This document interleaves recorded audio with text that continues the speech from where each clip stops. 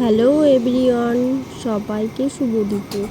আজকে আমরা একটা রেসিপি তোমাদের সঙ্গে শেয়ার করছি। এটি হলো ইলিশ মাছ। দেখো, ইলিশ মাছ হলো বাঙালির ফেভারিট একটা খাবার। এই ইলিশ মাছ দিয়ে আমি আজকে দুটো রেসিপি করে তোমাদের সামনে দেখাবো। একটি হলো ইলিশ মাছের মাথা দিয়ে কচু দিয়ে একটা তরকারি, আর হলো একটি ইলিশ মাছের ঝোল। তো ইলিশ মাছের কচুটা দিয়ে শুরু করি আগে। চলো, প্রথমেই দিয়ে দিয়েছি কড়াইয়ে তেল গরম হয়ে গেলেই দিয়ে দিয়েছি ইলিশ মাছের মাথাটা ভাজা ভাজা করে দেওয়ার পরে কচুটা সেদ্ধ করে রাখা হয়। কচুটা একটু ফোড়ন দিয়ে এই কালো জিরে দিয়ে একটু নেড়ে দেখো কচুটা দিয়ে দিলাম। কচুটা দিয়ে তারপরে লবণ হলুদ দিয়ে একটু নাড়াচাড়া করে রেখে দিয়ে আমরা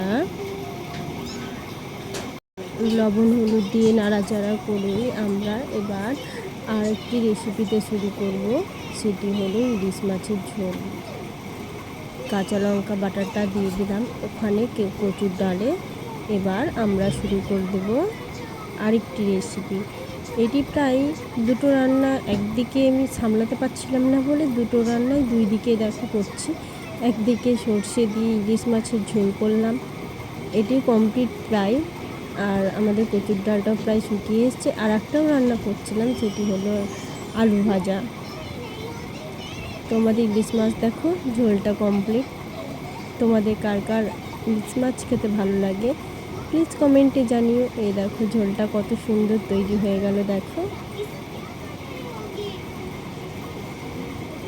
আমরা এবার ভাত নিয়ে বসে গেছি। তো ভিডিওটা কেমন লাগলো প্লিজ বলো কমেন্ট।